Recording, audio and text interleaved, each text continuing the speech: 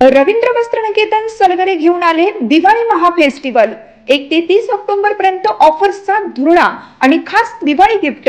नारायणपेठ साडी 333, काजूकतली पैठणी 693, गजलक्ष्मी पैठणी 754, राजहंस व Kalanjali Paithani 747, linen shirt 387, khadi shirt piece 243 आणि boys shirt फक्त 199 मध्ये। तर मग त्वरा करा, रवींद्र वस्त्रनिकेतन सलगरे आणि शाखा।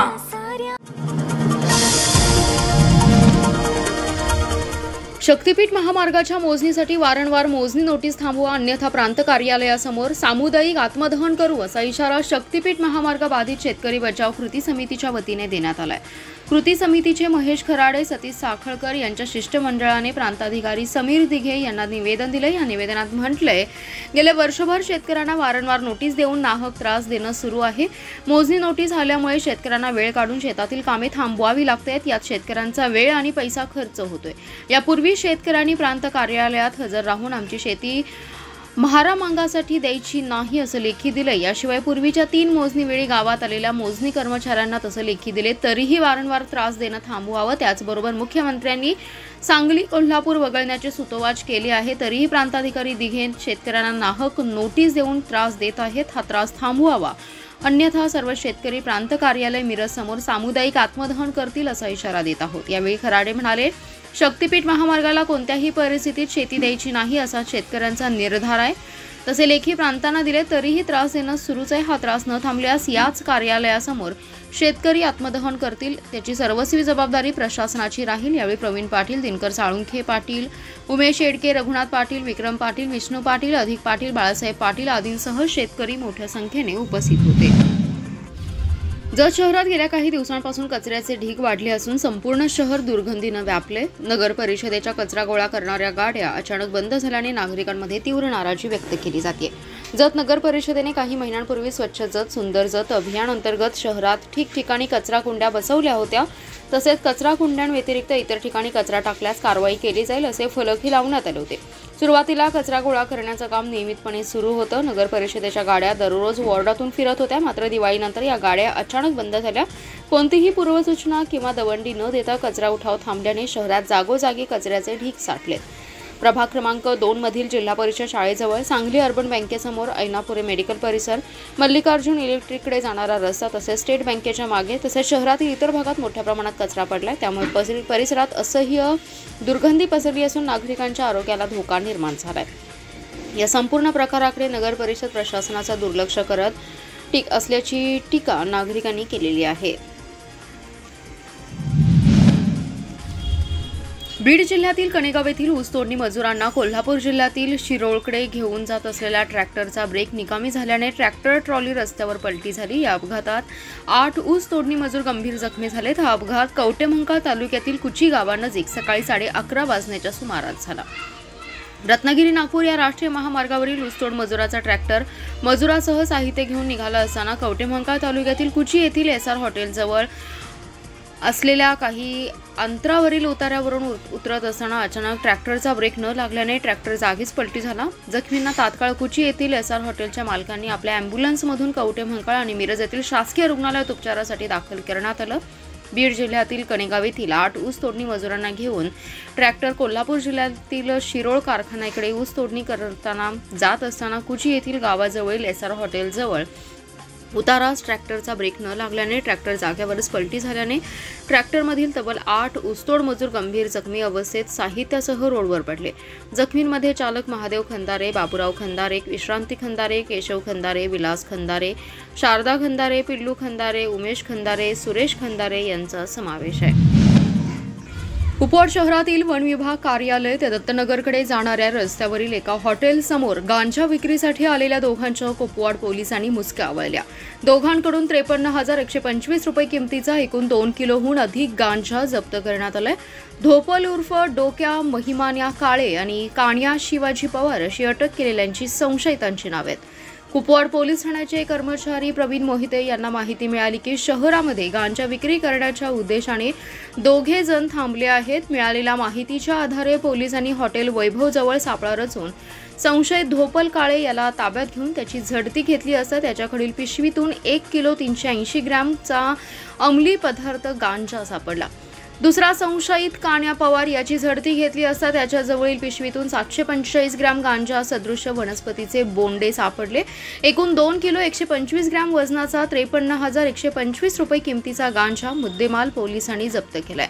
दोघा संशयितांना अटक करण्यात आली आहे। अधिक तपास पोलीस उपनिरीक्षक गाडवे करीत आहेत। जिल्हा पोलीस दलातील रिक्त शिपाई पदासाठी भरती प्रक्रियेला उद्यापासून सुरुवात होतीये। एकूण 59 जागांसाठी भरती प्रक्रिया राबवली जाणार असून 30 नोव्हेंबरपर्यंत अर्ज दाखल करण्याची मुदत आहे। ही प्रक्रिया पारदर्शीपणे राबवली जाणार असल्याचे पोलीस अधीक्षक संदीप घुगे यांनी सांगितले।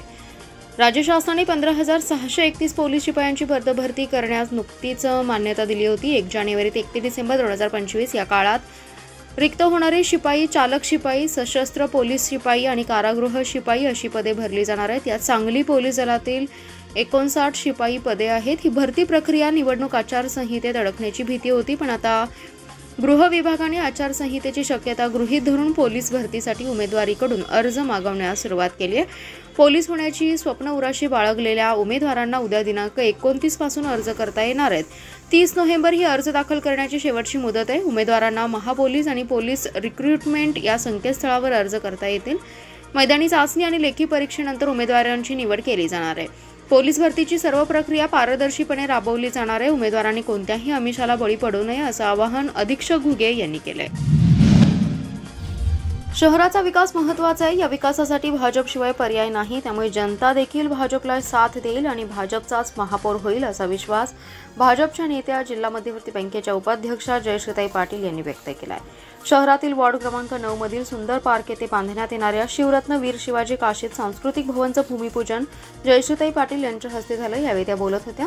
या कार्यक्रमाला वीर शिवा काशीद यांचे 13 वंशज आनंदराव काशीद, भाजपाचे प्रदेश उपाध्यक्ष शेखर इनामदार, राष्ट्रवादीचे शहर जिल्हाध्यक्ष प्राध्यापक पद्माकर जगदाळे, भाजपचे शहर जिल्हाध्यक्ष प्रकाश ढंग, माजी महापौर दिग्विजय सूर्यवंशी, कांचन कांबळे, माजी सभापती सुरेश आवटी आदी जण उपस्थित होते।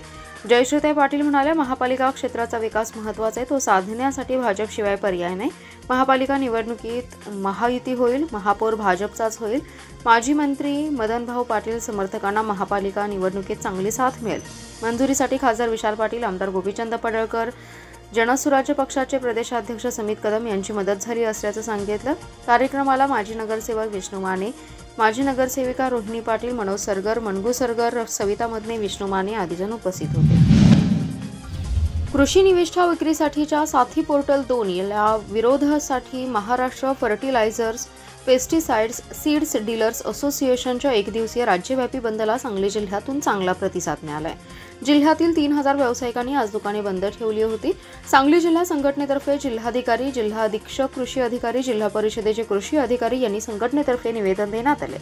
संघटनेच्या आवाहनाला प्रतिसाद म्हणून जिल्ह्यातील 3000 व्यावसायिकांनी आज दुकाने बंद ठेवली। या निवेदनात म्हटलंय, साथी पोर्टल 2च्या अंमलबजावणी स्थगिती देण्याच्या मागणीसाठी Maharashtra fertilisers, pesticides, seeds dealers असोसिएशनच्या राज्यभर बंदच्या निर्णयात संपूर्ण जिल्ह्यातील विक्रेते सहभागी झालेत। राज्यातील खेडोपाडी, वाडी वस्त्यांवरील किरकोळ कृषी निविष्ठा विक्रेत्यांच्या अडचणींच्या सोडवणुकीकडे कृषी विभागाने लक्ष देणं गरजेचं आहे।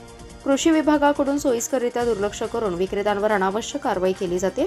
जिल्हा व तालुका स्तरावरील कृषी विभागाकडून नोटीस देऊन त्यांचे परवाने निलंबन करणे, परवाना रद्द करण्यासारख्या कारवाईचा समावेश आहे। महाराष्ट्र सुवर्ण जयंती नगरोत्थान महाअभियान अंतर्गत तासगाव शहरासाठी मंजूर झालेला तब्बल 44 कोटी रुपयांचा भुयारी गटार प्रकल्प रखडला असून यामुळे शहरातील सांडपाणी व्यवस्थापनाचा प्रश्न पुन्हा ऐरणीवर आलाय। नवीन ड्रेनेज पाईपलाईन आणि मलनिस्सारण केंद्रासाठी आवश्यक जागा नगर परिषदेने वेळेत उपलब्ध करून न दिल्याने या प्रकल्पाचं काम ठप्प झालंय। शासनाने प्रकल्पाच्या कामाला स्थगिती देणारे आदेश जारी केलेत। या प्रकल्पाचे कंत्राट पुण्याच्या नोबल कन्स्ट्रक्शन कंपनीला देण्यात आलं होतं। प्रकल्पावर महाराष्ट्र जीवन प्राधिकरण हे सल्लागार आणि देखरेख संस्था म्हणून काम करत होते। कंपनीने प्रकल्पासाठी मनुष्यबळ, यंत्रसामग्री, अनामत रक्कम, मुद्रांक शुल्क आणि इतर आर्थिक गुंतवणूक केली होती। मात्र नगर परिषदेच्या निष्क्रियतेमुळे आणि प्रशासकीय दुर्लक्षामुळे काम अर्धवट राहिलं। परिणामी सांडपाणी व्यवस्थेचा बोजवारा उडाला असून मैला मिश्रित पाणी नाल्यांमधून रस्त्यावर साचणे, दुर्गंधी पसरणे आणि नागरिकांच्या आरोग्यावर परिणाम अशा समस्या वाढल्या आहेत. कंत्राटदार कंपनीचे मालक श्री राजेंद्र शंकरराव कुत्ते हे मूळ तासगावचे असून शहराच्या विकासासाठी त्यांनी पुढाकार घेतला होता. मात्र प्रकल्प रखडल्याने त्यांच्या कंपनीच्या वतीने ॲडव्होकेट धनंजय मदवांना लॉ फर्म सांगली यांच्यामार्फत तासगाव नगर परिषद, महाराष्ट्र जीवन प्राधिकरण आणि शासनाला 6 कोटी रुपयांच्या थकबाकी आणि नुकसान भरपाईची कायदेशीर नोटीस देण्यात आली आहे. जत पंचायत समितीच्या नवीन इमारतीसाठी तब्बल 14 कोटी 56 लाख रुपयांचा निधी मंजूर झालाय. आमदार गोपीचंद पडळकर यांच्या प्रयत्नांना यश मिळाले असून या कामास शासनाची प्रशासकीय मान्यता मिळाली आहे. पंचायत समितीच्या इमारतीचा आराखडा एकूण 30 कोटी रुपयांचा असून पहिल्या टप्प्यातील 14 कोटी 56 लाख रुपयांचा निधी मंजूर करण्यात आला. या निर्णयामुळे जत तालुक्यातील प्रशासनिक कामकाजासाठी आधुनिक आणि सुसज्ज इमारत उभी राहणार आहे. दरम्यान गेल्या आठवड्यात जत नगर परिषदेसाठीही 10 कोटी रुपयांचा निधी मंजूर करण्यात आला होता. सध्याची नगर परिषदेची इमारत अपुरी पडत असल्याने मुख्याधिकारी आणि अधिकारी वर्गाला अन्य कार्यालयांमध्ये बसावं लागत होतं. ही अडचण लक्षात घेऊन नवीन इमारतीचा प्रस्ताव सादर करण्यात आला होता. आता पंचायत समिती आणि नगर परिषद दोन्ही संस्थांसाठी नवीन इमारती उभ्या राहणार असल्याने शहरातील नागरिक आणि अधिकारी वर्गात समाधान व्यक्त केलं जात आहे.